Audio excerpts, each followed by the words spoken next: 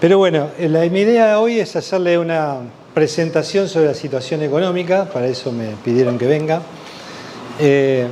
Hablar de economía en Argentina, yo soy profesor muchos años en la Universidad de la Ciudad de La Plata. Había dos profesores que dábamos las últimas materias, uno era Ricardo López Murphy, que daba Política Económica 1, que era supuestamente ver el largo plazo, y yo era el que daba clases de crisis, de estabilización, política económica de corto plazo.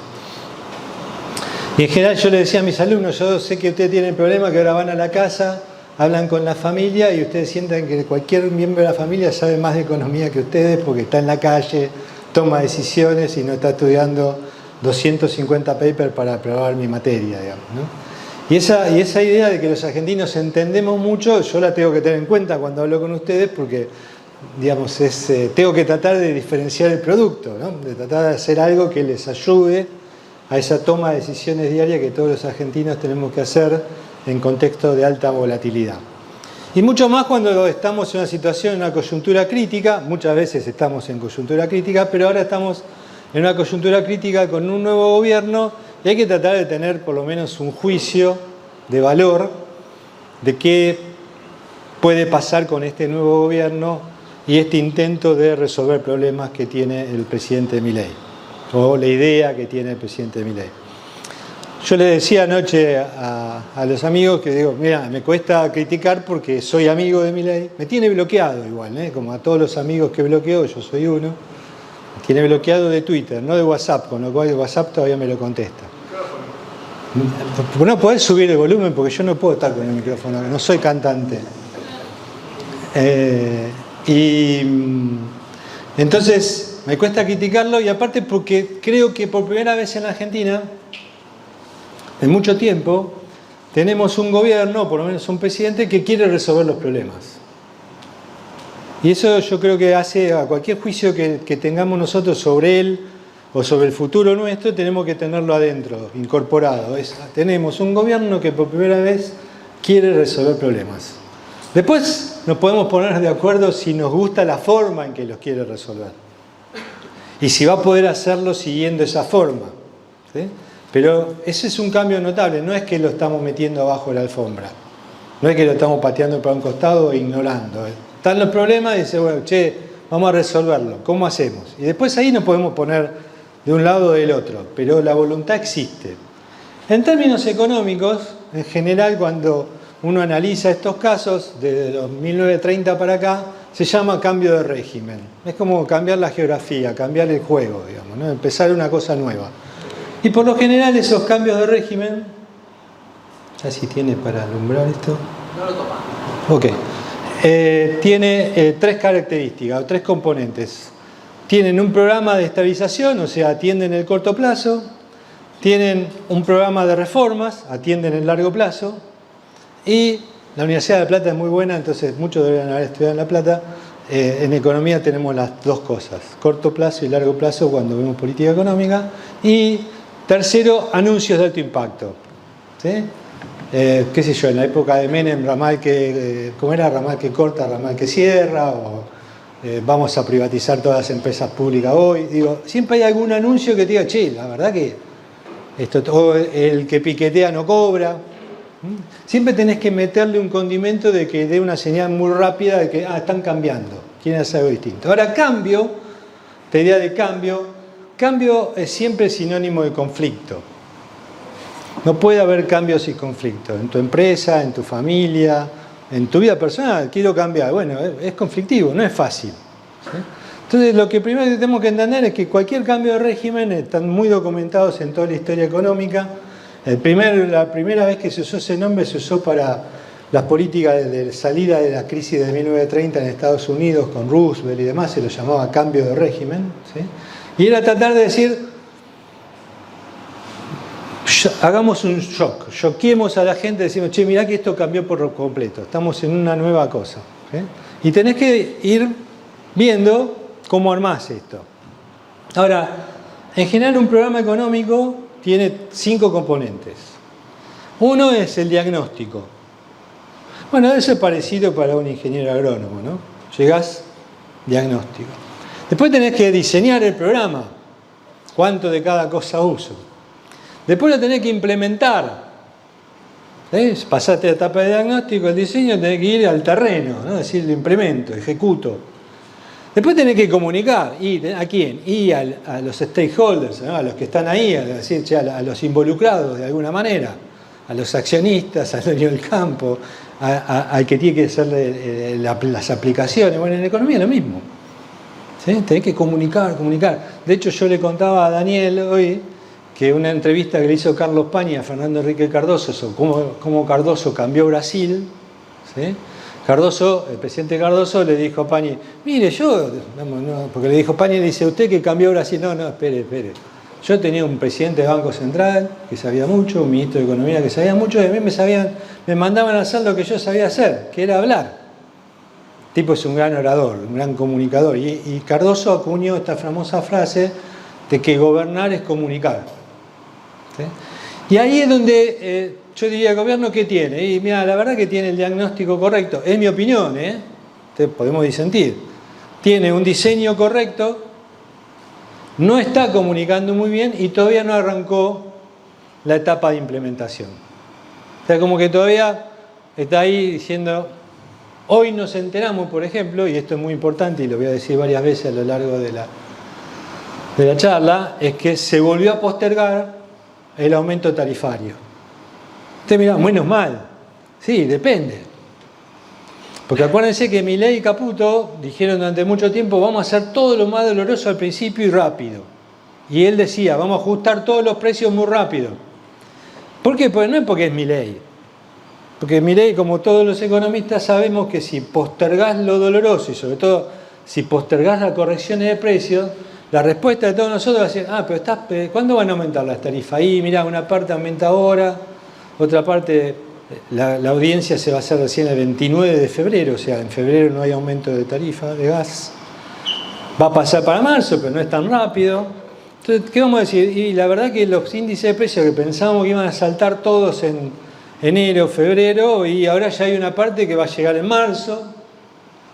Entonces vamos a estar todos esperando que esa inflación de 2 dígitos largos dure más tiempo. Y eso no es bueno. Porque ¿qué vamos a tomar nosotros? Son todas decisiones incorporando que la inflación tarda más tiempo en bajar. Entonces uno puede decir, bueno, no le queda otra a este gobierno, no puede implementar todo rápido. Ya vimos lo que pasó con la marcha atrás del proyecto de ley Ómnibus. Pero toda esa demora, y ahora voy a volver a la ley Ómnibus, en implementar algunas de las medidas, hace que las expectativas de inflación caigan mucho más lentamente y el ajuste se haga más lento. Y ahí es donde entra el tema de la comunicación, porque me parece que lo que no está del todo claro es que cuando Caputo habló del paquete de emergencia económica y después apareció la ley, es como que son dos cosas que van por separado, ¿no? Bueno, por un lado la emergencia, el corto plazo, la estabilización, y por otro lado la reforma estructural. Y lo que tenemos que entender es que en estos programas las dos cosas van juntas. No es que se estabiliza sin reformas. Es imposible eso. Hemos tenido muchos intentos en Argentina, que estaban acá en esta otra presentación, varios, ahí están todos los nombres en la fila de abajo, de cosas que no tuvieron, de que se quedaron cortas en las tres. Hicieron combinaciones, decían, bueno, hago el paquete fiscal, pero no hay reforma. El Plan Austral es el mejor ejemplo.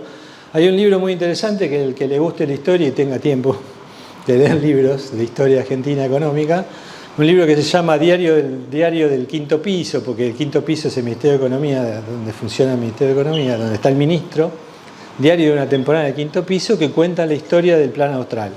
Y dice que un día va el vocero de Surruil a verlo a Pablo Gerchunov, que en ese momento era el que estaba ocupándose de las cuestiones de largo plazo, y dice, dame alguna reforma, inventate algo, porque tengo que salir a vender el ajuste. ¿No? Como diciendo, distrajamos a la gente con alguna cosa que luzca linda, ¿sí? Interesante, mientras yo hago el ajuste. Y ese fue un error, porque lo que no se entendía en esa época es que las dos cosas iban de la mano. Y me parece que lo que no se vendió, yo le decía incluso a Daniel mismo, y creo, no me acuerdo quién más me escuchaba anoche, que incluso lo que votamos, o los que votaron a Milei, también no tengan tan en claro eso. de que las dos cosas son necesarias. Es como que asistimos al debate de la ley como una curiosidad, decir, bueno, es el paquete de Milei, de Sturzenegger, para los que quieren, digamos, un poco aumentar la grieta, ¿sí? Pero es como que no entendemos del todo, che, ¿y todo esto para qué? Bueno, es porque si no lo haces, la estabilización se cae, porque vos tenés que vender futuro. Yo siempre digo, si el sector privado, ustedes, ¿no creen que esto en algún momento cambia? Y sí, digamos, yo los conozco, lo he visto acá en carne propia. Digo, son distintos. Ustedes son un sector muy distinto, o sea, tienen esa pasión, esa cosa continua, y a veces, sigo remando en la arena, pero lo siguen haciendo, digamos, ¿no? Entonces, tienen una mentalidad un poco distinta a lo que usualmente desde la gran ciudad llamamos el campo, ¿no? El productor. Pero también al mismo tiempo, y dice, bueno, no me voy a resignar aunque no me vendan futuro. Pero vender futuro es muy importante. Es muy importante. Crear condiciones, crear expectativas de que esto puede cambiar y que puede haber una Argentina diferente. Y para eso sirve la estabilización, porque el costo porque muchas cosas no se explican. Cuando Caputo o Milei mismo ahora le dicen, bueno, no me aprueban la ley, esto va a ser más duro, más doloroso, va a durar más tiempo. Empezaron ayer ya a hablar de más tiempo. Lo que están diciendo es que lo que se cayó es esa expectativa de futuro. Hoy está más desdibujada. Entonces, como va a ser más dolorosa, ¿qué vamos a hacer todos nosotros? Y esperemos, muchachos. Aguantemos un poco más. Ya esto pensábamos que en marzo, abril, la economía colapsaba la tasa de inflación, empezábamos a crecer y ahora, bueno, para ustedes marzo, abril es otro el horizonte, ¿no? Viene la cosecha, un poco antes, un poco después. Pero digo, para la generalidad de los argentinos, marzo va a ser el mes más duro. Y la idea era que para marzo ya la doloroso estaba terminado. Y hoy, ya les digo, hay dos malas noticias hoy. La vuelta atrás de la ley y la postergación del aumento tarifario. Entonces ustedes miran, Luis, no podés decir que es una mala noticia que se postergue el aumento. Es una muy mala noticia. ¿Sí? Porque lleva para adelante, patea para adelante la conclusión de esta etapa dolorosa. Y todos nosotros lo que vamos a hacer es decir, bueno, pero si esto dura más, y vamos a tener tasa de inflación de 2 dígitos más tiempo. Y entonces todo lo empezás a recalcular. Yo tengo que pasar una tarifa ahora de acá a 3-4 meses y digo, che, no, la verdad que voy a estirar un poco más la inflación. Y así todos hacemos lo mismo, ¿no? Entonces, hoy estamos en un mal día por las dos cosas, pero lo que les pongo estos dos ejemplos porque va uno por el lado de la estabilización, las tarifas, y otro la ley. Es como que se cayeron las dos cosas importantes de ese horizonte que nos permitía augurar que hacia marzo, abril, como había dicho el ministro Caputo, arrancaba todo una etapa nueva. ¿Sí? Entonces esa etapa nueva ahora está corrida. ¿Para cuándo? Y no sabemos. Mayo, junio. ¿Sí? Pero es como que hay que esperar un poco más de esta etapa de dolor o de sinceramiento porque se viene haciendo más lenta o está costando más hacerla que lo que pensábamos. Ahora, dicho esto, bueno, esto quedó de la historia, pero ayer se reía Ignacio y me decía, tenés que tachar la mitad de la presentación. Le tachaba, esa era la primera tachadura, que era lo que se había sacado del proyecto original, ahora hay que tachar todo. ¿Sí? Acá estaba un poco cómo venía en el Senado, o sea, porque aunque pasaban diputados, en el Senado no pasaba la ley, o sea que la verdad se debía haber retirado antes, me parece, o haber buscado otra vuelta. El DNU todavía está vigente, son los 366 artículos estos famosos del DNU, pero está vigente en alguna parte, porque una parte se cayó porque está bloqueado judicialmente. Acá está cuáles son los temas que no tengo tachado porque es bloqueo judicial, no es que se dio de baja, o sea, se puede recuperar todavía. El DNU es casi tan importante como la ley Omnibus. Por ahora está vigente. Claro, ahora ¿qué está pasando? ¿Cuál es la discusión de hoy en el Parlamento? Decir, bueno, si le logramos bajar la ley, reunamos la comisión bicameral que tiene que aprobar el DNU, porque se tiene que aprobar o no. Si no se aprueba queda vigente, si se rechaza se cae. Entonces la oposición le pide al presidente de la Cámara de Diputados, al presidente de la Cámara de Senadores, que reúna la comisión bicameral para que bajen en el DNU. Se sienten con poder para decir, reunimos la comisión, bajamos el DNU también. Obviamente el gobierno dice, no reúno la comisión. Así que próxima pulseada esta semana es si se reúne o no se reúne la comisión. Bueno, este se rompió lamentablemente, les voy a contar un poco el ajuste fiscal que queda. Al caerse todo el paquete fiscal, el gobierno había anunciado 5 puntos de ajuste del PBI, o sea, 5% del PBI de ajuste. 3 puntos eran de gasto, 2 puntos, estoy redondeando, 2 puntos eran de aumento de impuestos. Se cayeron los 2 puntos de aumento de impuestos, hay que salir a buscar 2 puntos más de gasto. El problema es que cuando uno dice, ¿cuánto va a ser el ajuste? ¿Sí? Que el gobierno dice 5.2 de ajuste, a mí me da un poco más alto, me da 6 puntos de ajuste, pero supongamos que son 5, ¿sí? Para llegar al déficit cero. Ahora hay un problema, que es que tenemos que salir a buscar del lado del gasto los 5 puntos, porque del lado de los recursos por ahora no hay nada.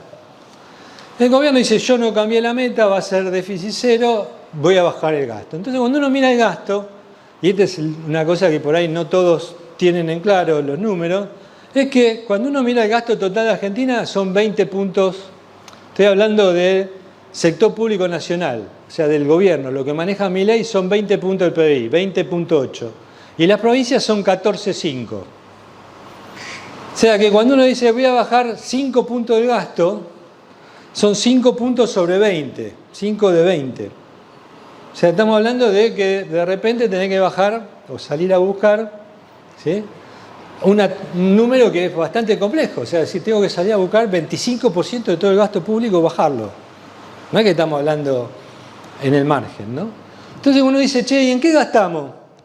Y ahí está un poco dividido. Hay 11 puntos que son jubilaciones y pensiones, los subsidios sociales, o sea, los planes, por ponerlo de alguna manera, ahí dice prestaciones sociales, y la tarifa social. Cuando uno le saca ese componente, le sacás 11 puntos al gasto. Con lo cual te quedan 9.8, o sea, 10 puntos de gasto para bajar, ¿cuánto? 5. Porque si vos decís yo el gasto social no lo toco, de hecho ya el aumento tarifario de la luz y el transporte deja fuera lo social, los planes no se han tocado, incluso se han incrementado. Jubilaciones y pensiones, luce casi imposible poder ajustarlas, a pesar de que ya cayeron mucho, seguir haciéndolas caer cuesta mucho. Por lo tanto, tenés que salir a buscar 5 puntos de ajuste sobre 10 puntos de gasto. O sea, tenés que reducir todo el gasto en el 50%. ¿Qué gasto? Y lo que quedó ahí, salarios del sector público, obra pública, todo el resto de los subsidios, el PAMI, las universidades, las transferencias a provincias, las empresas públicas. Digo, hoy el ajuste fiscal está amenazado de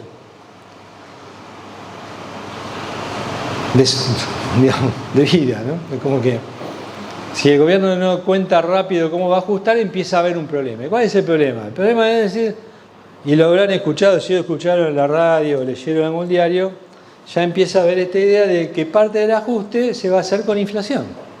¿Sabes qué va a pasar? Vamos a la famosita palabra, los más jóvenes no la escucharon nunca, los más grandes sí, vamos a licuar.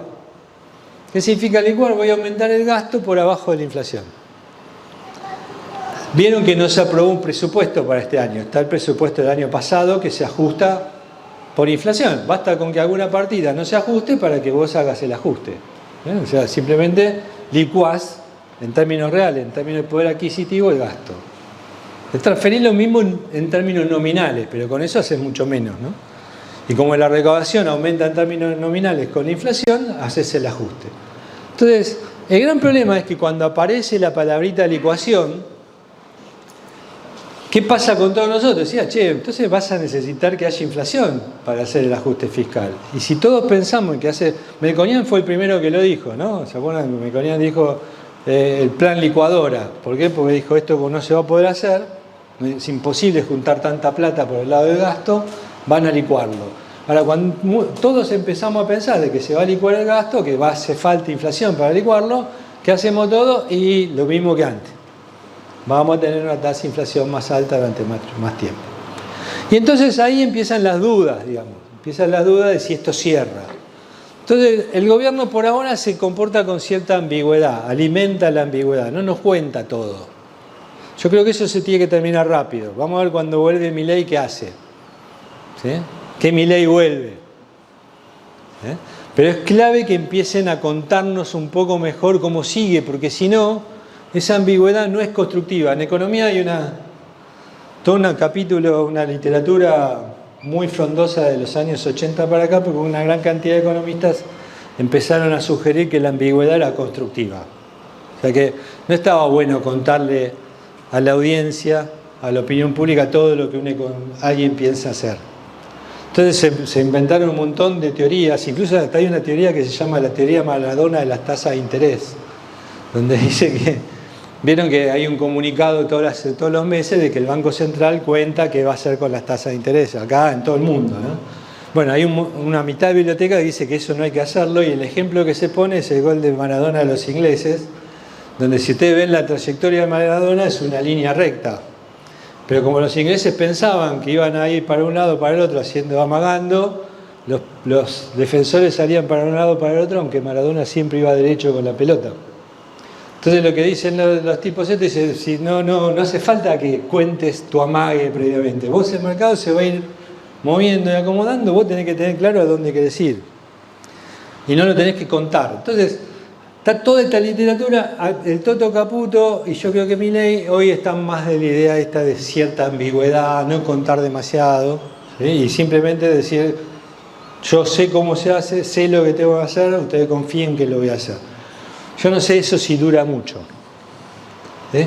Lo que sí les tengo para decir es que tanto la postergación de los aumentos tarifarios como la caída de la ley, y sobre todo del capítulo fiscal de la ley, hacen que las expectativas de inflación y la inflación queden más altas durante más tiempo. Eso es inexorable y lamentablemente vamos a enfrentar dificultades mayores en términos de desinflación en el corto plazo.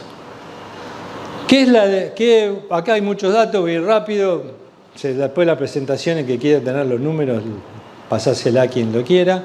Acá está parte de la corrección, fíjense que ahí hay un componente que dice precios regulados. Miren el acumulado de diciembre de 2019, mientras la mayoría de los precios aumentó 1.256, 1.144 el promedio, los regulados aumentaron 677. O sea, hay que recuperar, digamos, mucho terreno en términos de precios regulados, y en parte hubo ancla inflacionario porque no aumentaban esos precios. O sea, la inflación hubiera sido mucho más alta si todos los precios hubieran crecido igual. Y acá está el problema de la inflación en dólares, digamos, esta idea de decir nos estamos volviendo caros o baratos en dólares. De hecho, todavía somos bastante baratos en dólares, por más que, digamos, digan lo que digan en los medios y demás, seguimos baratos en dólares, pero gracias a esta última devaluación. Ahora, el problema de esta última devaluación, y está el otro tema que empieza a girar en las expectativas de la mayoría, es que el tipo de cambio de marzo al 2% mensual, como anunció el gobierno, es 8,68, si no me acuerdo mal. ¿Sí? Ese 8,68, para ser, digamos, puesto a precios de diciembre, o sea, para compararlo con el 800 de la devaluación, es 530. O sea, no, vamos a comer muchísimo de la devaluación. ¿Sí? Puesto en otros términos, para volver a tener 800, ¿sí? Fíjense que en marzo, 8,51 da, no 8,68, 8,51, el tipo de cambio para ser de diciembre tendría que ser 1.308. Si ustedes miran el futuro, no sé quién mira la parte financiera, si alguno lo mira, los futuros ROFEX están ahí, 1.200, 1.300, porque empiezan a descontar, digamos que el 800 y pico de diciembre, en marzo, es 1.300. Entonces, si se quiere volver al mismo nivel de antes, va a tener que ser 1.300. ¿Por qué marzo? Marzo, abril, porque eso era lo primero que había dicho Caputo. Caputo dijo, en marzo vamos a ver cómo estamos, y ahí corregimos y empezamos de cero de nuevo. Ahora eso por ahí no es marzo, por ahí es abril, mayo, no sabemos. De hecho, los futuros se corrieron un poco, ¿no? El pico estaba en marzo, ahora se está corriendo hacia abril, mayo. Como que estamos todos recalculando cuándo viene la corrección y cuándo empieza a caer la inflación, por ahí un poco hacia más adelante. Pero el tema de si es necesario o no otra devaluación, yo diría que es casi inexorable. Ahora, ¿cuál era la lógica del programa original? Llego a marzo, todos los precios corregidos, me atrasé un poco con el tipo de cambio y unifico. Y ahí viene, ¿qué cosa? La cosecha. Entonces lo hago con tipo de cambio unificado a 1.200. ¿Sí? Bueno, eso es lo que hoy tampoco sabemos. Caputo no ha dicho nada, todos estamos esperando si hay alguna conferencia de prensa, alguna cosa que revise los dichos originales, que era que en marzo-abril hacía la segunda etapa del programa con un tipo de cambio más alto para poder recibir los dólares de la cosecha. No lo sabemos. Eso está en duda también. Pero son dudas que estaban antes, porque decía, bueno, no es lo mismo marzo que abril, pero más o menos sabíamos que se iba a hacer. Hoy ya no estamos tan seguros. Y esto es todo producto de la caída de este pilar de la estabilización, porque recuerden, digamos, la estabilización es un todo, ¿no? Entonces hay que recalcular todo. Debía haber llamado la presentación recalculando, digamos. No hubiera estado nada mal. Ustedes saben que los títulos míos de las presentaciones son todo un desafío. Él me dijo, mandame alguna línea. Y imagínense que yo tengo que mandar un título, ¿cuánto? Un mes antes o 3 semanas antes. Es casi imposible en la Argentina, digamos. A veces no me animo a poner los títulos a las notas periodísticas que escribo y le digo, ponedlo vos cuando se publique la nota. Porque no. Y ni les cuento las notas que he escrito 2 notas, dependiendo de lo que pasaba el día anterior. Espero que esa Argentina se termine, digamos, ¿no? Ahora, ¿cuál es el problema de toda esta recomposición? Y ahí viene el problema del conflicto.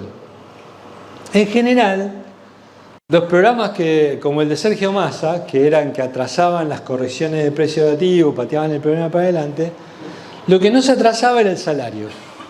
Por lo general, algunos politólogos como Sergio Bernstein, Rosendo Fraga, además siempre decían, no, los gobiernos tienen tendencia a atrasar el dólar en periodos preelectorales, ¿sí?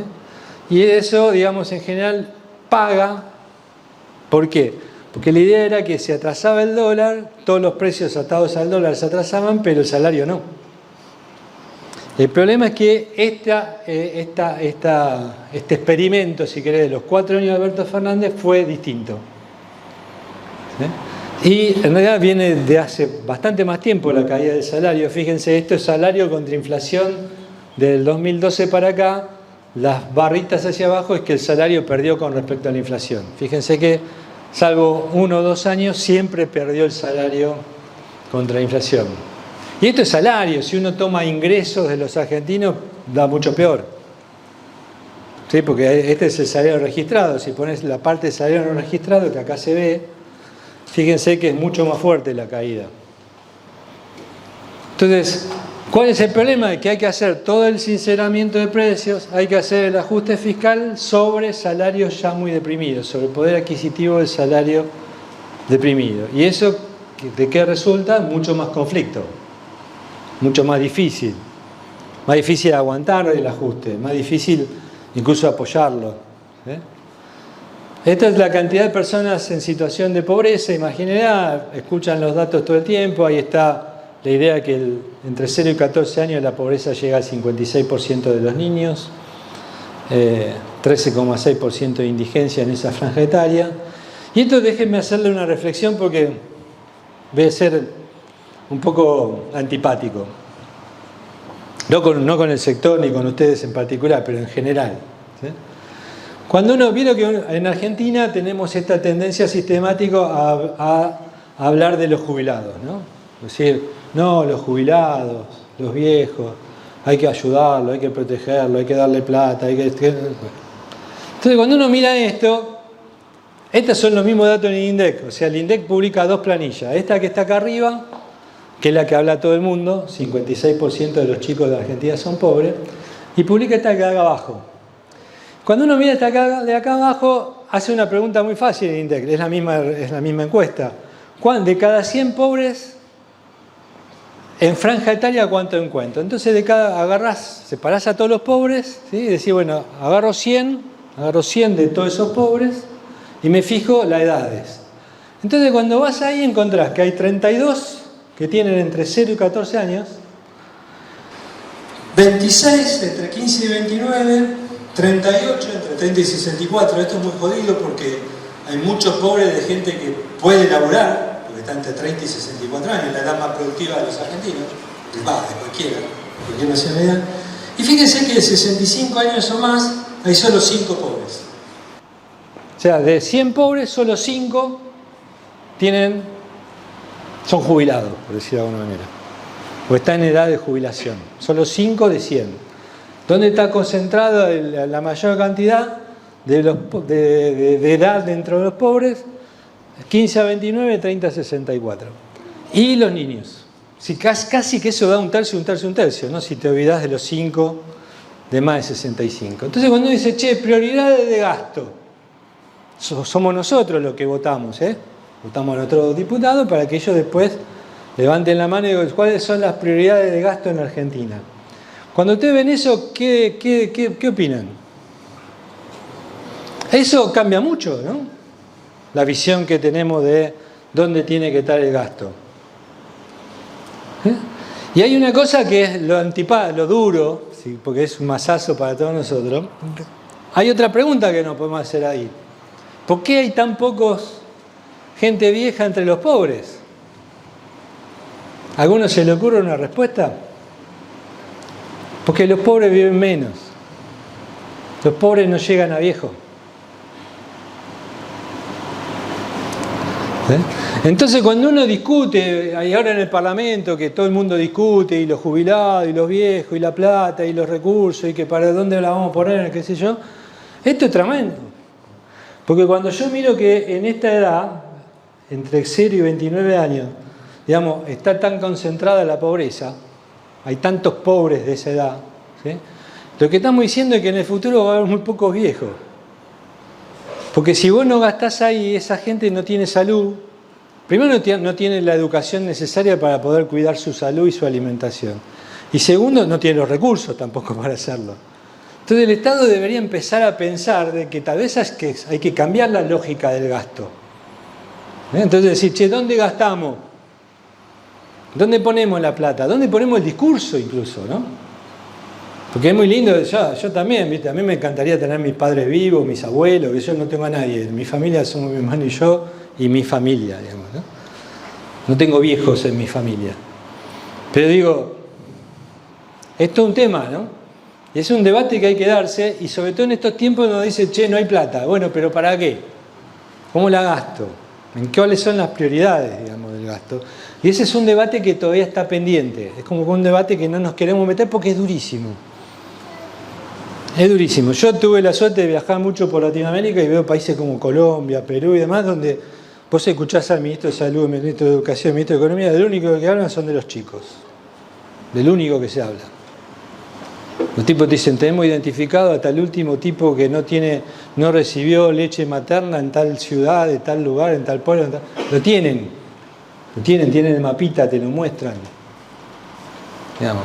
Entonces, hay cosas que hay que empezar a cambiar muy radicalmente en la cabeza, cosa que yo creo que por ahí el Milei lo logra. Acuérdense que la gran pelea de Milei cuando lo trataron de misógino por primera vez, que después tuvo varias situaciones, la primera vez fue con una periodista que no le dejó hablar de este tema y le sacaron el iPad, que para Milei sacarle el iPad es como, no sé, tocarle un perro. ¿Sí? Le sacaron el iPad y él la empezó a tratar mal y dice, pero sí, los datos son, pero no me traigas los datos. ¿Qué te traigo si no te traigo los datos para hablar de la realidad?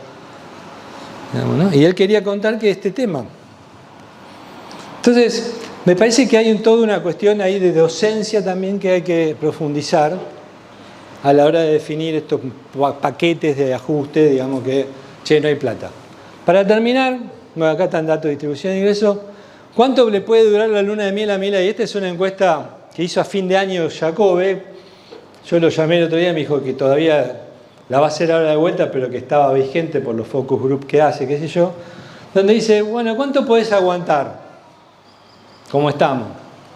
Entonces daba 34,7% que dice, no puedo resistir nada. O sea, esos son los que no quieren escuchar de aumento de nada, tarifa, ajuste, nada. Después tenés 17,5 que dice puedo resistir 6 meses, 14 que puedo resistir 1 año, 10 que puede resistir 2 años, pero acá fíjense que aparece 19,4, este es si querés el que se la banca, que dice que puede aguantar 4. Pero cuando uno viene para acá, fíjate que entre no puedo nada y 6 meses tenés 50% de la población. O sea que la luna de miel, esas famosas, ¿se acuerdan que son 100 días, qué sé yo? Y bueno, es porque uno promedia. ¿Sí? Pero estamos vuelvo al único mensaje que quiero que se lleven hoy, es que estas demoras, estas cosas, también nos acercan a estos periodos del límite de la opinión pública respecto de la tolerancia o el aguante, ¿no? Entonces, bueno, acá hay un montón de datos monetarios. Un tema que no sé quién es muy asiduo en Twitter, o quién se informa vía Twitter. Hay toda una comunidad en Twitter que dice Grande Caputo y Bausili y el ajuste del Banco Central, y está toda otra comunidad que decimos que no. En realidad, cuando uno mira el balance del Banco Central, sigue creciendo a un ritmo escalofriante, ¿no? O sea, no es que todavía se ajustó el balance del Banco Central. Si quieren, fíjense que esto lo pongo al final y no al principio, ¿no? Es como que la convalidación monetaria de la inflación. ¿Qué está haciendo el Banco Central? Y la cantidad de dinero sigue creciendo del 14% mensual. Si uno anualiza el 14%, te da 300 y pico, ¿no? O sea, está volando el balance del central. No hay todavía un ancla monetario. Entonces, como no hay un ancla monetario, ¿cuál ancla se vuelve fundamental? El fiscal. Es decir, voy a tener déficit cero, entonces el Tesoro no va a emitir más. ¿Sí? Pero el central tiene una fuente endógena de emisión que son esto que está acá, que son los intereses que pagan sobre los pases, las LELIQ, todos los bonos que emite el central. Ahora el BOPREAL, ¿sí? Que es el principal componente de toda la emisión monetaria. Y eso, por más que la tasa de interés hoy está más baja, sigue siendo enorme. Fíjense, eso está en billones de pesos. El total de LELIQ o de pases por mes paga 2.4 billones de pesos. O sea, 2, 4 y 12 ceros, ¿no? O sea, es una cifra que escapa a la comprensión casi, ¿no? Entonces hay que frenar eso rápido porque si no, esta tasa de inflación que cuesta tanto bajar va a seguir siendo muy difícil de bajar. Y esto está todavía pendiente. Algunos dicen que estamos más cerca de dolarizar, las reservas todavía no alcanzan para dolarizar. Fíjense que el total de los pasivos del Banco Central son 52.300 millones de dólares oficiales, o 33.000 millones de dólares contados con liqui, y las reservas netas siguen siendo negativas, o sea, las que no se deben son negativas, y las brutas son 24.000. O sea, que todavía nos falta para poder dolarizar. De hecho, Milei ya dijo, ayer lo entrevistaron y volvió a decir que no este año, ¿no? O sea, diciendo, por ahora la dolarización no, y los números no dan. Así que ahí está el encendero de las reservas. La balanza comercial ayuda a generar dólares después de un año muy negativo. Tuvimos déficit comercial producto de la caída de la producción agropecuaria. Fíjense, esto es muy interesante. Esto es para que ustedes hablen con sus amigos más industriales, si quieren. Y con esto termino. Esto es la generación de dólares del sector primario más la manufactura de origen agropecuario, los aceites, básicamente. ¿Sí? Entonces, cuando uno mira año a año, estos son los números. 2022 fue récord, 2023 la caída por la sequía. ¿Sí? Pero veníamos más o menos, era bastante estable en 35.000 millones de dólares hasta que saltó en el 22 y ahora cayó acá. Fíjense en la industria. La industria se come los dólares del sector primario o del sector agroexportador. ¿Sí? Básicamente, fíjense que en un año que la industria funciona razonablemente bien, digamos, tiene casi el mismo número que de dólares que produce el sector agroexportador. Eso es muy importante en Argentina, porque Argentina tiene un sector agroexportador que produce mucho, entonces uno dice, bueno, cuanto más produce mejor, y lo que nosotros sabemos es, cuanto más dólares produce el sector agroexportador, más dólares consume la industria. Porque se liberan las restricciones sobre las IMPO. Y después tenemos un sector que es bastante particular, que va y viene, que es el sector energía. ¿Sí? Que tiene su propia dinámica. Los años que tenemos problemas energéticos, tenemos que importar mucho, los otros años desaparece esa necesidad de importar, pero en general los dólares dependen de cuánto se produce acá y cuánto se consume acá. El tema es que la industria no es que importa lo que quiere. ¿De qué depende lo que importa la industria? Del consumo, de los niveles de actividad doméstica. Entonces, cuando la industria no tiene los dólares, ¿qué hace? Cae la actividad doméstica. Fue lo que nos pasó el año pasado. Cuando la industria tiene dólares, dice, bueno, no tiene por qué caer tanto en la actividad doméstica, porque el agro está generándolos, o sea, tiene buena actividad, y la industria podría tenerlo también. Esa es la expectativa del año pasado, de este año, que vuelva esto a recuperarse a niveles de 42.000, 43.000 millones de dólares, ¿sí? Y que la industria pueda empezar a absorber más dólares. Entonces se bajan las restricciones a las importaciones y la actividad económica se recupera. Esa es la hipótesis de este año. Obviamente depende de... Ayer me señalaron así para arriba diciendo depende de las lluvias. Llovió, está lloviendo por lo menos un poco y eso es positivo, ¿sí? Pero, digamos, para que esto engrane y funcione, después tiene que verse que toda esa generación de divisas del sector agroexportador esté disponible para financiar el nivel de actividad doméstica, ¿no? Para eso el exportador lo tiene que liquidar, primero, tiene que obtener un tipo de cambio competitivo y segundo, el importador tiene que poder comprar esos dólares. Son las dos cosas. Mientras tanto, el nivel de actividad económica, bueno, acá estaba el clima, pero cambió con las lluvias y las proyecciones, ya la Bolsa de Comercio de Rosario las está cambiando un poco, pero las traje. Mientras tanto, la actividad económica se está desacelerando enormemente, ¿no? Los datos de consumo fueron durísimos, 28% de caída promedio. Fíjense, acá hay algunos rubros, por ejemplo, todo lo que es productos de farmacia cayeron 45%. O sea, hay sectores minoristas que están teniendo caídas pocas veces vistas, salvo el 2002 o primer mes de encierro de la sequía, nunca se vieron estas caídas.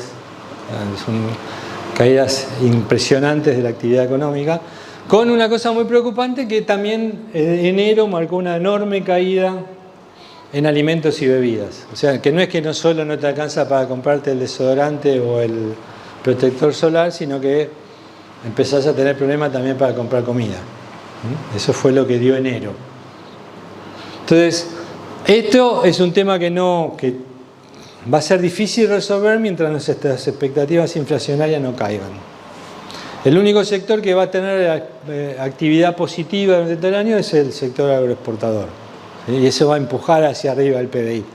Pero las proyecciones hoy se dieron todas vueltas de cierta expectativa de mejora del PBI. Y ahora ya estamos todos con pronósticos negativos de producción este año, ¿no? La industria, por ejemplo, cayó 13% en diciembre. Salió ayer el dato. La construcción también, 13% de caída en diciembre. O sea, está todo con caídas importantes, digamos, de actividad económica, esperando esta recuperación a partir de marzo-abril, que ya digo, por ahí se posterga un poco. Ahora, de nuevo, lo importante, diagnóstico correcto, diseño correcto. Tiene que mejorar la comunicación y veremos cómo implementa, cómo lleva a la práctica ese diseño que a mi juicio es correcto de lo que necesita la Argentina para resolver sus problemas. Ahora, todavía, siendo hoy 7 de febrero, o sea, ¿cuántos días de gobierno tenemos? 31, 38, no sé, 59 días de gobierno, 60 días de gobierno. Estamos sin demasiado implementado, por decirlo de alguna manera. Entonces decir, che, ¿y ahora? Y bueno, se alargó el plazo. Ahora, de nuevo, tener el diagnóstico, el diseño correcto es un gran paso, ¿no? Bueno, no sé si alguien me quiere hacer una pregunta. Bueno, primero un aplauso para Luis por su presentación.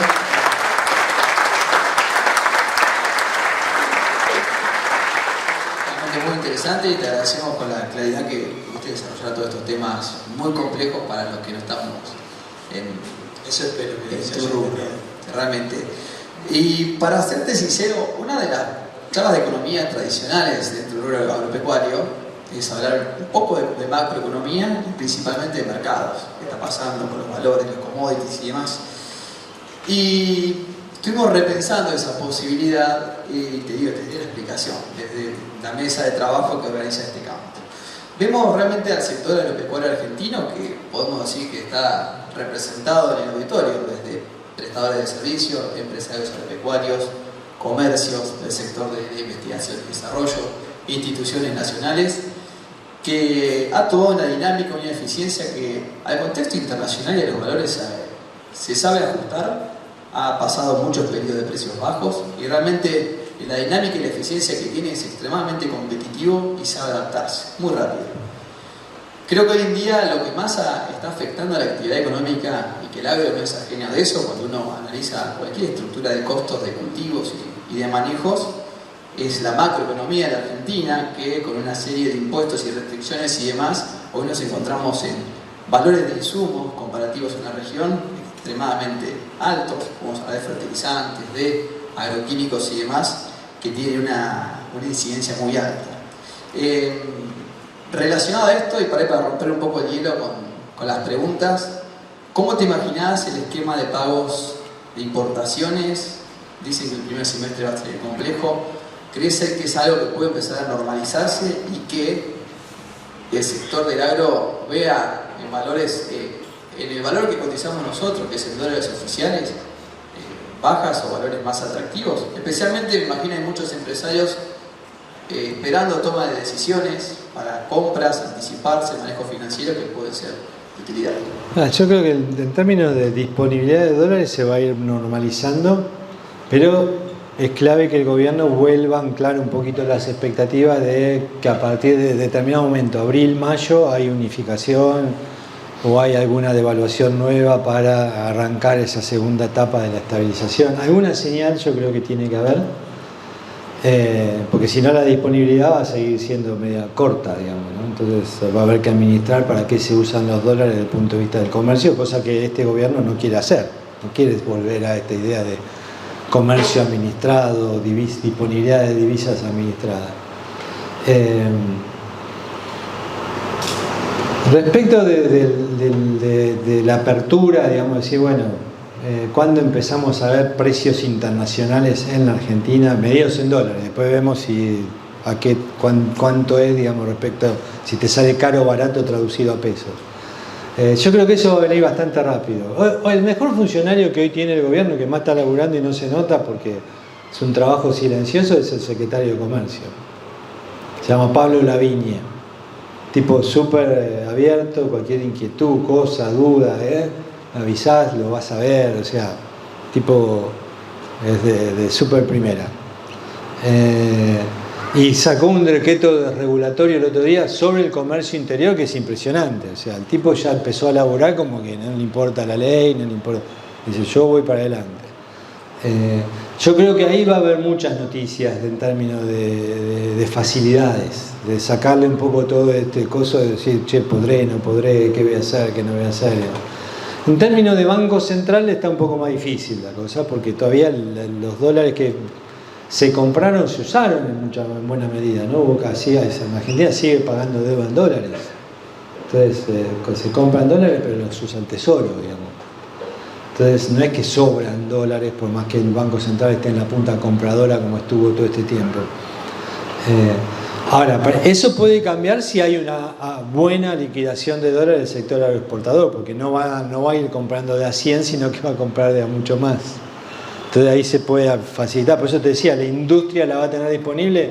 Yo incluyo ahí también lo que son sustitutos de importaciones y demás que requiere toda la industria, ¿no? O toda la producción doméstica. A mí me parece que eso va a ir mejorando con el tiempo, pero es muy importante que no se le atrase el tipo de cambio, porque la lógica de todo el programa económico es que el tipo de cambio tiene que ser competitivo. O sea, vos no te tiene que salir, digamos, más caro algo porque te pongo un montón de impuestos en el medio. Te sale caro porque el dólar está competitivo, está caro. El poder adquisitivo del dólar en Argentina tiene que ser alto. No puede ser bajo como fue en el pasado. Y ahora se está cayendo de vuelta ese poder adquisitivo y eso no es bueno. Obviamente hay sectores que no les sirve el poder adquisitivo del dólar alto, pero a la mayoría de los argentinos nos viene bien en esta etapa. Y yo creo que el gobierno no me parece, sería un cambio de paradigma muy grande de que el gobierno llegue a marzo, abril con el mismo tipo de cambio al 2% mensual. O sea, es como que, si ustedes ven eso en marzo, abril, es que el gobierno cambió por completo su lógica de pensamiento respecto a la estabilización. O sea, lo cual yo no creo que ellos haya sucedido, pero va a ser la gran señal, ¿no? Si deja atrasar el tipo de cambio vamos a tener muchos problemas. Pero yo diría que yo soy extremadamente optimista sobre el sector, sobre la posibilidad de recibir precios razonables y disponibilidad, porque tuviste también, con culpa o a producto de la guerra, tuviste alguna restricción de disponibilidad de insumos y qué sé yo, a nivel mundial me refiero, que eso va a ir cambiando, o ya cambió. Así que yo soy bastante optimista sobre el mundo respecto de la Argentina. Ahora depende de nosotros, digamos, ¿no? Bien, bien, clarísimo, muchas gracias. ¿Alguna consulta por acá? Acá, ¿qué pasó? Una vez que devalúan a 800, hay un montón de cosas que mejoran, dejan el 2% de cambio fichado y pierde en 2 meses un 40 o 50. ¿Por qué lo hacen? ¿Por qué queda atrás? Lo hicieron y lo trataron de explicar de alguna manera, porque dicen, bueno, como todavía no me creen que vea déficit cero, dejo algo que no cambia, ¿no? O sea, es como que dejo el tipo de cambio que determina muchos precios de la economía al 2% mensual, como para anclar un poco la expectativa, que no pensaras que el tipo de cambio se volvía algo incierto y entonces vos en tu incorporación de expectativa de cómo formulás los precios domésticos incorporaras esa volatilidad del tipo de cambio. Entonces dijeron, bueno, lo ponemos al 2, pero cuando lo pusieron al 2 dijeron, miren que lo vamos a corregir. O sea, no dijeron que se quedaba al 2% para siempre, ¿no? Entonces, eso es lo que todavía falta que cuenten un poco más cómo lo van a hacer. Yo sinceramente creo que la lógica, es más, yo formaba parte del equipo económico de Hernán Lacunza, que trabajábamos para Juntos por el Cambio, pero básicamente para Rodríguez Larreta. El equipo económico de Melconian, el equipo económico nuestro, lo que se hablaba de alguna manera con algunos que estaban cerca de Milei y demás, era que era una estabilización en 2 etapas, ¿no? Corregías todo tipo de cambio, combustible. Te digo el orden lógico de cómo era la corrección. Tarifas, aumentaba más que todo. Combustibles, aumentaba menos que tarifas, pero más que el dólar. Dólar y después el resto de los precios. En esa lógica, y disculpen todo, el salario, ¿no? Abajo. En esa lógica de corrección de la estructura de precios relativo de la Argentina, vos te parás hoy donde está y ¿qué pasó? Combustibles, dólar, ahí, más o menos mano a mano, ¿sí? Resto de los precios y tarifas. Cuando las tarifas son las que más tenían que haber aumentado, porque tienen que aumentar en dólares, igual que el combustible, ¿sí? Entonces cuando vos te parás hoy y vos decís, che, ¿cómo estamos? Que era lo que iba a hacer Caputo y Milei en fines de marzo, abril. Si siguen como están hoy, están con una estructura de precios relativos que no tiene nada que ver con la que querían. Entonces vos decís, bueno, ¿qué pasa si tocan el dólar ahora? Y van a estar peor que antes, porque digamos, se le va el dólar arriba, pero no ajustaron las tarifas. Entonces yo lo que digo es, cuidado que esta postergación del ajuste tarifario lo lleva a este cálculo, es decir, che, ¿por qué hicieron lo que hicieron? Es como que ahora están usando de ancla a las tarifas. Porque vieron que ahora todo el mundo está corrigiendo su proyección de inflación del mes de febrero para abajo. Corregimos la de enero para abajo, la de febrero para abajo y seguramente se va a corregir la de marzo para abajo. ¿Por qué? Porque no están aumentando las tarifas. Entonces, no es que es buena, che, qué bueno que al final está en la tasa de inflación esperada es más baja. No, y no sé, porque cuando el ajuste de la tarifa va a pegarse otro salto. Y ahí vas a decir, che, pero esto en dólares, que el dólar me quedó medio complicado en este nivel, lo voy a tener que y así. Entonces, a mí me parece que usaron el tipo de cambio como ancla, pero ahora están usando las tarifas como ancla y eso no está bueno. Tienen que elegir una. Y después corregir lo que haya quedado mal hacia marzo, abril. El problema es que está todo postergado. Entonces ese 2% ahora como que dicen, che, ¿para qué lo hicieron? Si no, ¿qué sentido tenía? Bueno, el sentido que tenía es que mientras vos corregías todos los precios había uno que ya había sido corregido y no se tocaba, que era el tipo de cambio. Y después lo tocabas cuando ya estaban todos los demás corregidos. Eso no pasó. Bueno, no está pasando por ahora, puede ser que lo corrijan ahora. ¿Entiendes? O sea, por eso te digo, es muy importante en mi ley que se viene, ¿no? Vamos a ver si sigue en esta ambigüedad o si da alguna señal más concreta o que si cambia el programa, ¿no? Vos tenías una pregunta. Sí, en parte me la contestaste recién. Sí leí que la estación en Cava acaba de dar 27, preguntarte si la ven parecida a nivel nacional y a la vez, digamos, teniendo que el gobierno dijo que era bueno el 25% de enero, un poco esto lo decíamos recién, porque también va con tarifas y demás.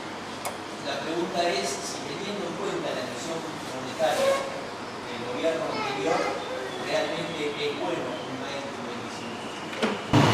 25%. Es un poquito discursivo, ¿no? Es como tratar de vender algo que es muy difícil de vender. Yo a mí no me gusta, no creo que podamos decir que está bueno 25% de inflación. Ahora, vos decís, podría haber sido mucho más si seguía el gobierno anterior haciendo, y sí, íbamos a la hiper, como decía Javier, ¿no? A la hiper no era un fenómeno de venta para conseguir votos, o sea, estábamos ahí a un tris. Yo creo que eso desapareció del escenario por ahora porque confiamos en que esto que yo te digo, que bueno, este es un gobierno que quiere resolver los problemas. La mayoría de los argentinos estamos pensando que es un gobierno que quiere resolver los problemas, entonces vos agarrás y no vís por completo el peso. Anoche hablábamos, che, ¿qué hacemos con los pesos? Che, el libro real, todo bárbaro, tengo las mejores semillas, los mejores asesores, tengo todo lo que necesito, todo me cierra, tengo buenos precios y llovió. Che, ¿y con el libro financiero qué hago? ¿No? Es como que la otra cara de la moneda. ¿Qué me pasa con el dólar, las tasas de interés o con los pesos? ¿Cómo? Bueno, no puede haber un divorcio muy grande entre una cosa y la otra. Voy a decir, che, tengo anclado bastante bien, sé que el gobierno quiere cambiar el país, vamos a ir para algo mejor. Y por otro lado, un montón de preguntas sin respuesta. Yo, en el corto plazo, yo diría, vamos a bajar un poco las hipótesis de inflación porque se posterga la revisión tarifaria, pero hay un tema que hoy va a estar pasando, seguramente que hoy va a saltar a la brecha. No sé si alguien leyó, si ya abrieron los mercados, pero la reacción inicial de acciones y bonos fue negativa. 3-4% de caída en bonos y 7-8% en acciones, por lo menos lo que había leído yo cuando me levanté para hablar. CSL no lo había visto todavía, pero seguramente debe estar ampliando un poco la brecha. Entonces, esos fenómenos sobre la determinación de algunos precios domésticos pesan, ¿no? El fenómeno brecha pesa sobre el... Entonces, por ahí, digamos, esa idea de que no tenés tarifa, pero si tenés mucha brecha, por ahí te empieza a jugar en contra de la inflación como te jugaba antes, ¿no? Entonces, ese es un tema que, por eso te digo, hace falta que rápido el gobierno se muestre y no que vaya a Dorni a hablar a la tele y decir, no, porque los diputados, los gobernadores... Ya está, ya fue, listo, ya está. Che, ¿qué van a hacer? No, va a ser todo más largo y doloroso. No, está bien, buenísimo, ok, pero ¿qué vas a hacer? ¿Me entienden? Que es muy distinto porque si yo vengo acá a darles esta charla, sabiendo lo que van a hacer, yo me anclo y le digo, no, che, quédense tranquilo. Ahora yo hoy no, perdón, pero yo eso no lo puedo hacer hoy, porque hoy hace falta, digamos, que el gobierno haga de vuelta, ¿cómo se dice? Cuando reprise, digamos, de alguna manera, y diga, bueno, este es el recalculando mío. No es simplemente una cuestión de ya van a ver. ¿Entendés? Más o menos eso es un poco la idea. Entonces, el problema está hoy que esa tasa de inflación, digamos, hoy está más resiliente, más dura de bajar. Recibieron todos los incentivos digamos, agrícolas, estos que acabamos de ver, para que crezca mejor, se alimente mejor, resista el embate de malezas y insectos y todo. Digamos, la tasa de inflación hoy está ahí. Digamos, está como es una tasa súper resistente. ¿Por qué? Porque no tenemos el sendero por completo. Y eso es lo que hay que cambiar rápido. Y yo creo que Milei lo puede hacer, todavía tiene tiempo para hacerlo. Pero, digamos, los gobiernos siempre tardan un tiempo en aprender la gestión, ¿eh? También seamos concesivos de alguna manera, no es que uno llega... Yo estuve en 2 gestiones, digamos, y yo lo sé, digamos, o sea, no es que uno llega y dice, bueno, esto se hace así, tic, tic, tic, tic, tic, Tenés que aprender. La gestión pública es muy, muy dura. Pero hay tipos que tuvieron la gestión. El secretario de Comercio viene de la gestión anterior, de Macri, se quedó con un montón de cosas en la agenda y las hizo toda ahora. Entonces, por ahí los que tienen esa ventaja engranan más rápido, ¿no? Bueno, muchas gracias. Disculpen si me excedí de tiempo. No, un lujo, realmente. ¿Alguna otra consulta?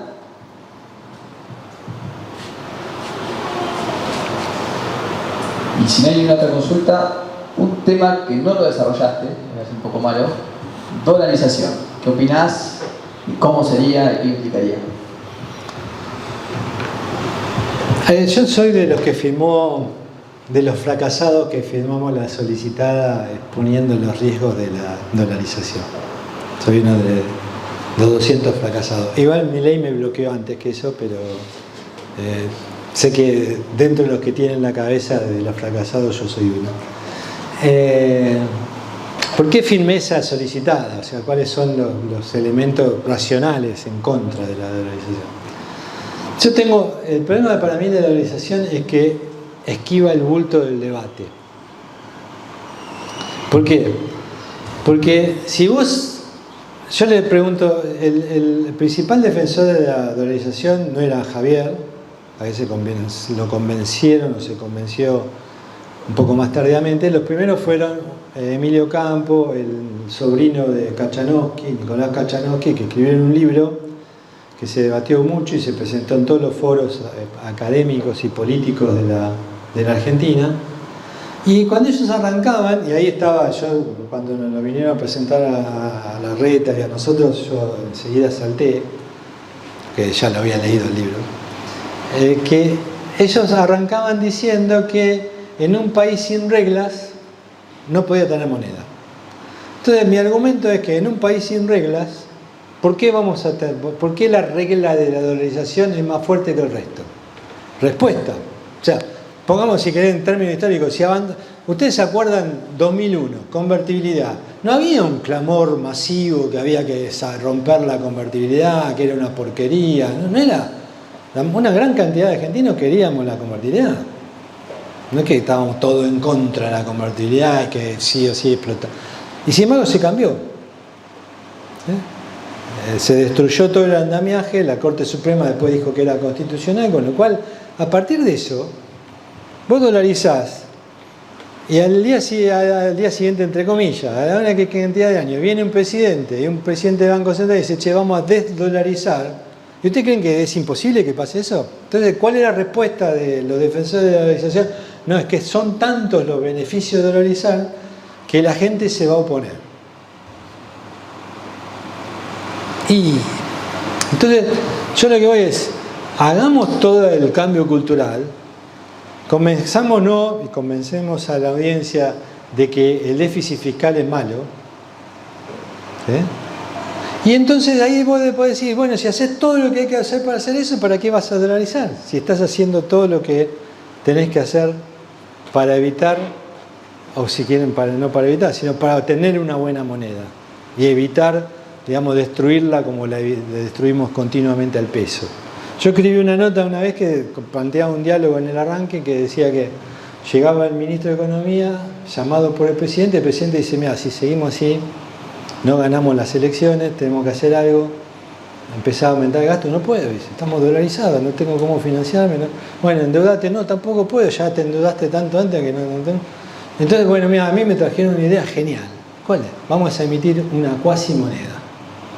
No, pues eso se hizo en el 2002, no funcionó, tenés que leer un poco de historia, le dice el ministro al presidente. Lo quisieron hacer en el 2023, tampoco funcionó, fue en el 2024. No, las cuasimonedas, no, pero yo no puedo perder. Vamos a tener que hacerlo, lo hacemos igual. Y es más, hasta tengo el nombre de la cuasimoneda. Y entonces el ministro dice, contame, la vamos a llamar peso. Entonces, porque el peso hoy es una cuasimoneda, ¿no? No lo usamos para todo. O sea, los gastamos rápido, ponemos los precios en pesos, algunos, y después ahorramos en dólares, o en ladrillo o en insumos, pero no ahorramos en pesos. Y cuando no te queda otra, pues te meten el cepo y te obligan a tener tus pesos, y estás todo el tiempo desesperado de decir, ¿qué hago con estos pesos? Hay un programa muy famoso en un canal de cable de menor visión, pero los chicos son muy buenos y tienen sus cuentas de Twitter muy buenas, que se llama ¿qué hacemos con los pesos? Porque es, ¿qué hacemos con los pesos? O sea, si no los queremos. Entonces, el problema de hoy es que si vos haces todo lo que hay que hacer para que volvamos a querer los pesos, uno dice, bueno, ¿para qué vamos a dolarizar? Y me parece que esa es la idea de que la dolarización es la solución, te evita el debate de qué es todo lo que tenemos que hacer para que volvamos a querer pesos.